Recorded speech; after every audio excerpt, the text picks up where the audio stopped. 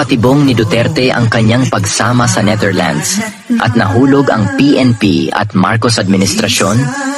Hindi lingid sa kaalaman ng marami na matagal nang matalas ang pananaw ni dating Pangulong Rodrigo Rody Duterte pagdating sa larangan ng politika at estratehiya.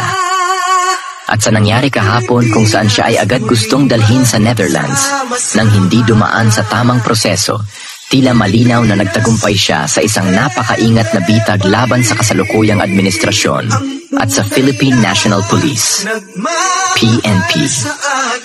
Ang paglabag sa Rome Statute at ang Poisonous Tree, isa sa pinakamahalagang aspeto ng batas sa International Criminal Court, ICC, ay ang pagsunod sa Article 59(3) ng Rome Statute na nagsasaad na ang sino mang inaresto ay may karapatan munang dumaan sa korte ng kanilang sariling bansa para sa interim release o pansamantalang paglaya habang inaayos ang proseso ng pagsuko. Ang competent authority sa kasong ito ay ang Hukuman Supreme Court PH ng Pilipinas at ang custodial state ay ang Pilipinas din. Ngunit ano ang nangyari? Isinakay sa eroplano si Duterte papunta sa Netherlands nang hindi man lang dumaan sa tamang proseso. Ito ay isang malinaw na paglabag sa batas ng ICC mismo. Ibig sabihin, anumang kasunod na hakbang mula sa paglilitis hanggang sa anumang hatol ay maituturing na fruits of a poisonous tree. Sa madaling salita, kung ang mismong pagkakaaresto ay may depekto, lahat ng ebidensyang susunod ay maaaring ibasura. Ang pakana ni Duterte. Bakit hinayaan niyang mangyari ito? Maraming nagtatanong, bakit hindi lumaban si Duterte? Bakit tila tanggap niya ang nangyari? Ang sagot ay makikita sa mismong mga salitang kanyang binitiwan. Naiintindihan ko mga yan dahil trabaho nila ito. This is why it has come to an end. Isang pahayag na puno ng kahulugan. Ipinapakita nito na alam niyang darating ito at hinayaan niya ito mangyari hindi dahil wala siyang magawa, kundi dahil gusto niyang ilagay sa alanganin ang PNP, ang ICC at ang Administrasyong Marcos. Ang mensahe ay malinaw. Ang PNP at ang gobyerno mismo ang lumabag sa due process, hindi siya. Sa ganitong paraan, hindi lang niya napakita ang kahinaan ng kasalukuyang administrasyon, kundi inilagay rin niya sa peligro ang mismong kaso laban sa kanya. Paano nahulog ang Marcos admin at PNP sa bitag?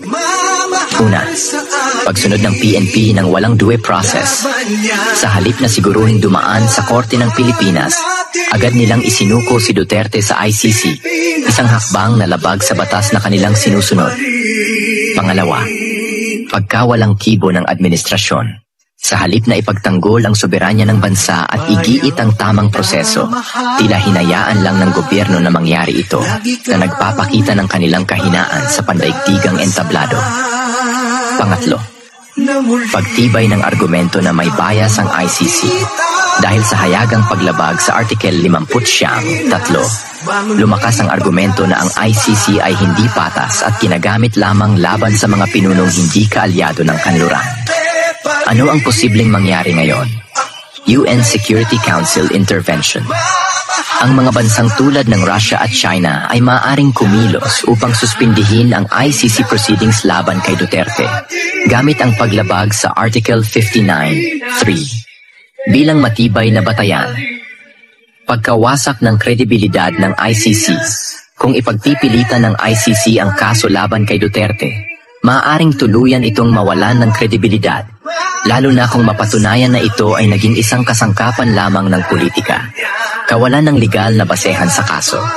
Dahil sa fruits of a poisonous tree doctrine, posibleng maibasura ang kaso laban kay Duterte na magbibigay sa kanya ng isang makasaysayang panalo kahit pa nasa Netherlands na siya. Isang matagumpay na estratehiya.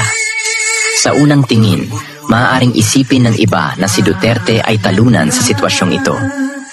Pero sa mas malalim na pagsusuri, lumalabas na siya ang tunay na nagwagi. Hinayaan niyang mahulog ang PNP at ang Marcos administration sa isang bitag na sila mismo ang lumapastangan sa batas, isang hakbang na maaaring magresulta sa pagbagsak ng mismong kaso laban sa kanya. Kung sakaling ito ang maging dahilan ng pagbagsak ng kredibilidad ng ICC, Masasabi nating nagtagumpay si Duterte sa pinakamalaking laban ng kanyang buhay, hindi sa pamamagitan ng dahas, kundi sa pamamagitan ng isang maingat at matalinong estratehiya. Good luck, Mr. President Bongbong Marcos and PNP Torre.